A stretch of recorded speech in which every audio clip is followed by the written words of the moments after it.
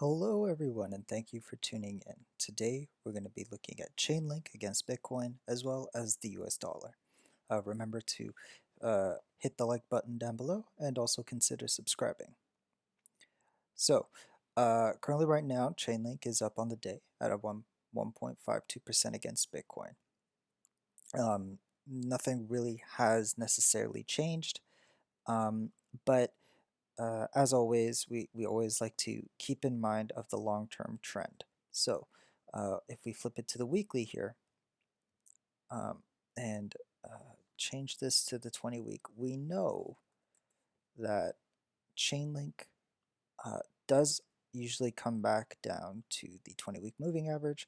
On occasion, does go below it, as we can see here, here, and then sometimes in other cases it makes just a touch.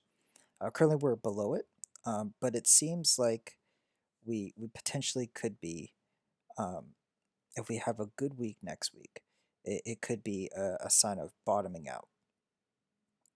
So with the thanks of this green candle here from the start, like the 16th of November, the trend is slowly flattening out, um, ever so slightly, and we can anticipate a potential bottoming out and reversal.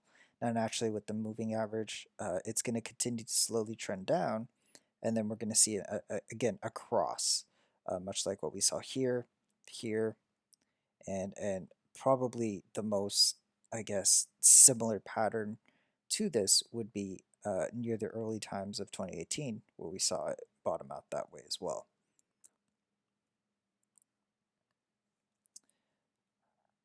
Um, we were still in that descending wedge. I just deleted it, but sorry, not descending wedge, but falling wedge pattern that we did kind of poke our heads out, just for a brief moment. I can redraw it here, and you'll see that we're continuing to be on the upper side of that, which I think is a good thing.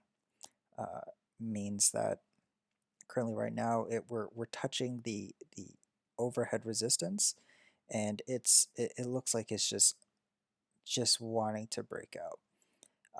If things can stay the way they are in terms of Bitcoin price, then I would anticipate that happening. However, if it doesn't um, uh, go in that manner and, for example, breaks down, well, that's not also not the end of the world. Break out this here. Um, so we see here that Chainlink, yes, comes back to the 20-week moving average, as we see here. Sorry, let me just flip that back to the 20-week. We know it comes back. We also know, and you'll see it in these red lines here, that Chainlink also does come back to the recent highs. So for the span of February to, say, June, we see that Chainlink does come back down and meet previous resistance that we can see here. And you can see it the same here for here, as well as here to these 2 points up here. Now, coincidentally, that all seems to coincide to around where the 20-week moving average is. So if Chainlink does break down to the downside, our target would essentially be here. Now, one can argue that this is the support that we're looking at. Like, this is where Chainlink will make its support, and that could be a possibility. We don't know for sure. However, if it goes through the pattern that I mentioned firstly, then yes, in hindsight, it's going to look like this would have been the local bottom. Um, I would contend, though, uh, the uh, the latter option, albeit less exciting, would make more sense in the grand scheme of things. When we look at what local resistances were at the time to what the previous resistance was, and see that Chainlink on occasion does manage to come across these moves. Um, as you can see time and time again. Now, that doesn't mean I'm again bearish. We've seen time and time again through these moves, these stepping stones, or steps on stairs. You can see that Chainlink does outpace, go over those resistances time and time again. From 70, 80% gain, 122, 54%, and the latest is 200. So we see that kind of playing out. We'll definitely, I'm definitely keeping an eye on Chainlink as well as Bitcoin. And so let's quickly look at what Bitcoin is doing, because I think it's always relevant. Currently, right now, Bitcoin is holding that 20-day moving average, which was quite impressive.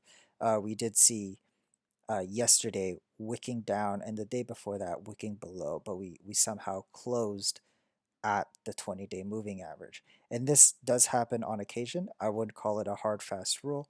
Um, but it does happen on occasion when Bitcoin is extremely bullish, which is good. And you could see it on like what the fear greed index is. And currently right now we're at an 87 on greed. Um, so you can argue that we're still extremely bullish. And I say 87, but another thing to keep in mind is that fear and greed uh, only existed since like 2018, and um, like the highest it's been before like just this recent cycle was 92, and that was in 2019. So it is a little skewed, because it makes you wonder, well, what would the fear greed index be when Bitcoin hit 20K, for example? We simply don't know. But currently, right now, we're at 87 at a previous high of 94 on the fear greed index. So we're still bullish, which is a good thing, and we need that bullishness to translate over to altcoins. And what we need for Bitcoin to do is just chill out. If it stays in this range, then bullishness continues, and that bullishness will then affect altcoins in a positive manner. And you can kind of already see that already. Ethereum's up 1.34%, Cardano's up 10% against Bitcoin, and almost 10% against Ethereum, mind you. Um, Cardano, XRP is also 5%, like 6% gain for today against Bitcoin. So these are bullish indicators, and it can give us a little hope, a little light at the end of the tunnel for all you people that have been holding Chainlink since up here. If you were up here, I hope you didn't sell, because I honestly think that Chainlink will give you a break here. Um, but don't count on that for long, and just keep it as a lesson to know that eventually the music stops playing. Um, I don't think that's going to happen now, but eventually it will. And doing trades like buying up here is a mistake. Anyway, so I'm still overall bullish on Chainlink. We see that Chainlink is trying. It wicked above it earlier today, actually. It is trying to break above this falling wedge pattern here. If we don't and fall down, then the next target would be around 53,000 sats, which in all honesty is quite fine in my eyes. I think that would make it uh, a great buying opportunity because of how much the price has dropped from its local highs, as well as we see time and time again Chainlink do this and recover and go beyond, right? When you see that pattern, then like on multiple occasions and it's consistent, then those are the kinds of risky trades that I would consider going into. When you see that opportunity happen, I mean, it could not. It could very like there's a possibility it could not, but seeing it happen in the past, gives me more confidence to believe that happen again. Um, and yes, I am aware that is a hot hand fallacy. Um, However, uh, in this circumstance, over a macro scale of, you know, since when's the first time it's done this, you can argue is like would have been here in July of 2018 when it made support around this level. Um, and happening over a span of years, I think it's a fair play to say um, that it could happen again, and I'm willing to put money on that trade. And I mean I already did. I kind of front runned it right here after looking at its almost completion of the falling wedge pattern. When we look at the U.S. dollar against the U.S. dollar, it's quite interesting. Um, we came from the peaks of like local peak of like $16, definitely not to $20 where we were before, um, but we see a clear reversal, and you can make the argument, well, that's because of Bitcoin, and you'd be correct because like when you look at the Bitcoin chart against Link, Link has been losing dominance over Bitcoin, but yet when we see here, we see a clear uptrend, and so you would attribute that to Bitcoin's bullish price action against the U.S. dollar and literally dragging all coins up. When we look at the 20 week, we see that Chainlink is holding quite steady at the 20-week moving average against the U.S. dollar. This is something that's good. It shows support. It shows that the trend will continue to go up. And albeit this is good, this is not what I'm here for.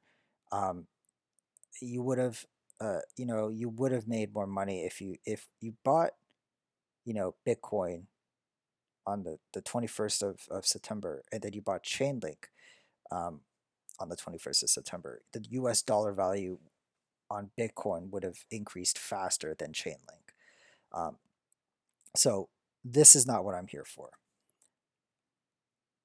And this is not what you should be here for either.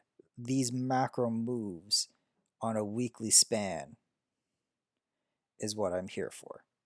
And I think that's where the true money lies. And it's waiting patiently, and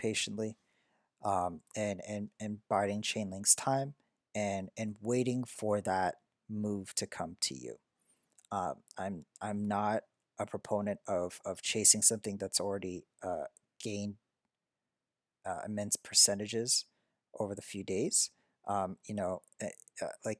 In other words, I wouldn't be buying I wouldn't buy Cardano here. I say good things about Cardano, and if you do hold Cardano, um, my next question is to then ask, where did you buy it, at what price? But at this point here, not for me. Same thing with Litecoin. Well, Litecoin's kind of much the same right now. Another example would be XRP. I would not buy it up at this point. I wasn't even consider buying it down here. Um, so if I wasn't if I wasn't considering buying it up here, I'm definitely not considering buying it up here. I'm very much rather kind of like a a a, a buy at what I believe is a good time, and just waiting, and waiting for that move to come to me. There's a there's a folklore saying in Japanese medieval culture, like medieval samurai Sengoku Jidai era, of the three shoguns, the three military dictators at the time. Um, Oda Nobunaga, they're all trying to cross a river, and uh, Oda Nobunaga, um, how to get his horse to cross the river. He threatens the horse. He says, like, if you don't move across this river, I'll kill you. Horse does not move. The horse dies. The second shogun, which is Toyotomi Hideyoshi, um, he tries to bribe his horse. Uh, Tries to like pay it a good bounty if he crosses the river. The horse refuses. Tokugawa Ieyasu, who is the longest serving shogun in Japanese history, spanning from 1600s, medieval Japan to like pre-industrial Japan of 1860s, so around that era. Around the time Matthew Perry came around to Japan and forced its doors open. He waits. He doesn't ask the horse to do anything. He just waits. And eventually, that horse crosses the river. So in this case, when it comes to trading, you guys, I would say, be Tokugawa. Don't force a trade. Don't try to, uh, you know, um, bribe your trade. I don't know how that would look like. I guess it would kind of be like that Nightingale gambling strategy where you kind of just it would only work if you had infinite amount of dollars, but no one has infinite amount of dollars, and eventually you'll get burned. Uh, the idea is to wait patiently, wait for the moves to come to you.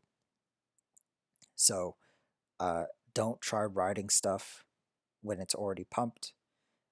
Just wait patiently, and I'm confident that when Chainlink does reverse, people are going to say, "Oh, I should have bought in this area," where those very same people were waiting, for it to totally capitulate to buy in, or perhaps trying to wait until it comes down in this area. I know I said it could come down to this area if it breaks down, but I'm not willing to put all of my money on that bet, and so I already have a position open in this area. And if it does break down this formation here, then I will begin to dollar cost average, ultimately having the larger bet at that $52,000 level, 52,000 sat level. And that's what I would recommend. This is not financial advice. You can definitely do whatever you want, and you can definitely, by all means, front run or try to ride the wave. For example, if you bought X or P at this price point and you expect it to go back up here within the next few weeks, then by all means, if that, I hope that trade works out for you. Um, it's simply just too risky for my taste, um, and that's that. So I would say just be patient, wait for the horse to cross the river. Don't threaten it. Don't try to bribe it. Just wait, and the ones who are patient will win. I can assure you that. That's all for today, you guys. Take care.